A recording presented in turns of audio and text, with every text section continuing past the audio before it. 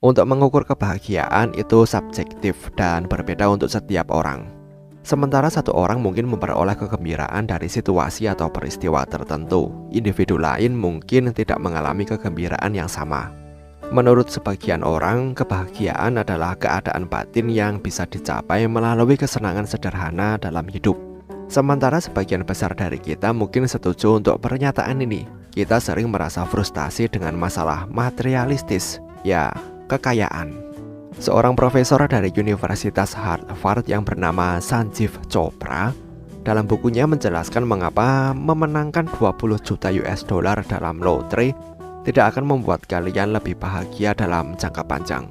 Dia berargumen jika meskipun memenangkan lotre akan menyenangkan, pengalaman sensasi itu akan relatif berumur pendek. Apa kata sains tentang kebahagiaan? Berikut ini adalah hal yang membuat orang bahagia menurut sains. Check this out.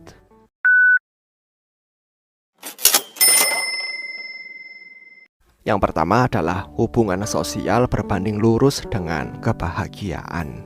Studi pengembangan orang dewasa dari Harvard yang dimulai pada tahun 1938 mengikuti kehidupan 724 pria untuk mengidentifikasi faktor-faktor yang berkontribusi terhadap kebahagiaan dan kesehatan dengan fokus pada hubungan sosial.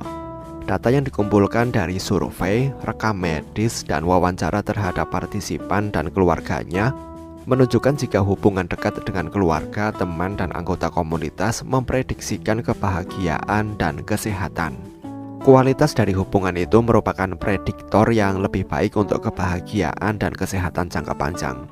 Hubungan sosial bisa melindungi dari tekanan hidup, memberikan dukungan emosional, dan mendorong perilaku sehat yang mengarah ke umur yang lebih panjang dan resiko penyakit kronis yang lebih rendah. Jadi perbanyaklah silaturahmi. Yang nomor 2 adalah orang yang bahagia menjadi bahagia dengan berbuat baik.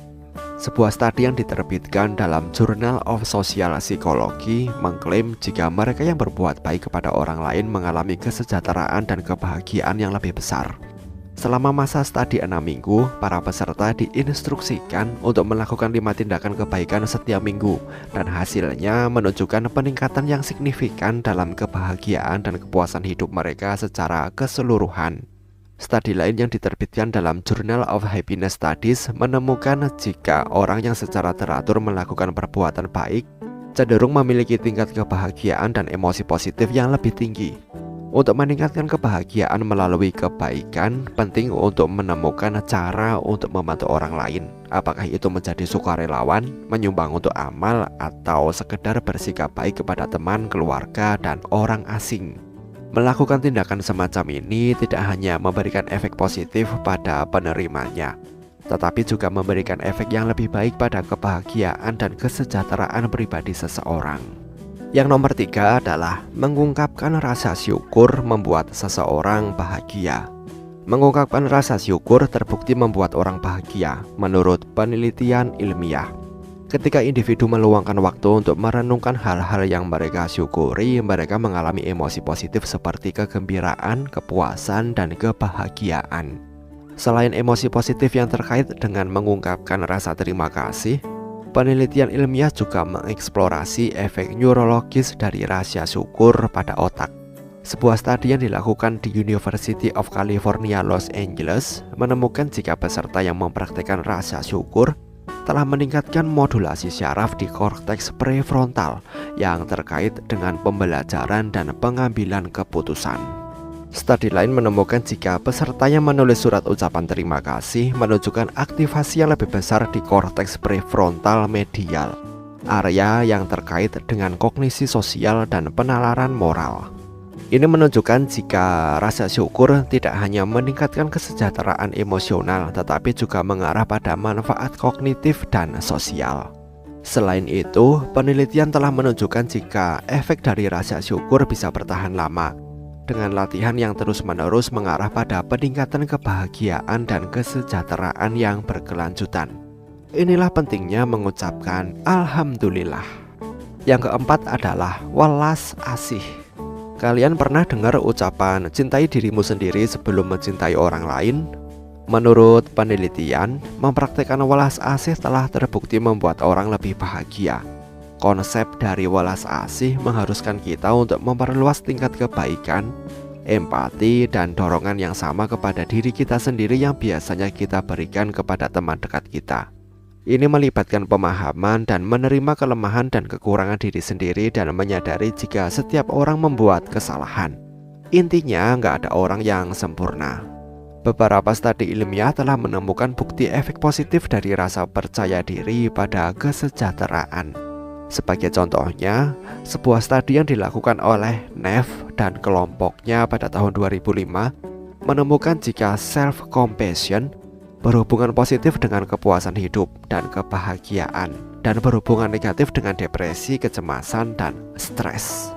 Selain itu, penelitian dari Brenis and Chen pada tahun 2012 menunjukkan jika welas asih bisa melindungi individu dari efek negatif kritik diri terhadap suasana hati dan motivasi. Selain itu, sebuah studi tahun 2019 oleh Allen dan kelompoknya menemukan jika intervensi welas asih menyebabkan penurunan yang signifikan pada gejala depresi dan kecemasan, serta peningkatan emosi positif dan kepuasan hidup.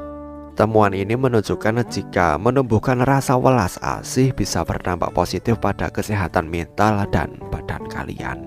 Yang terakhir atau yang nomor 5 adalah genetika juga berperan dalam menentukan kebahagiaan.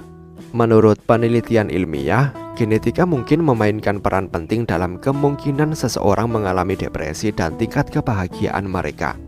Depresi diperkirakan memiliki heritabilitas sekitar 40-50%, menunjukkan jika faktor genetik mungkin berperan dalam kerentanan seseorang terhadap kondisi itu.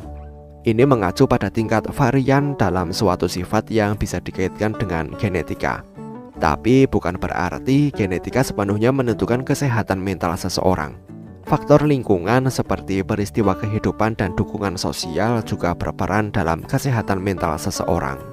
Selain itu, bahkan jika seseorang secara genetik cenderung mengalami depresi, mereka belum tentu akan mendapatkan kondisi itu jika mereka tidak mengalami faktor lain yang berkontribusi.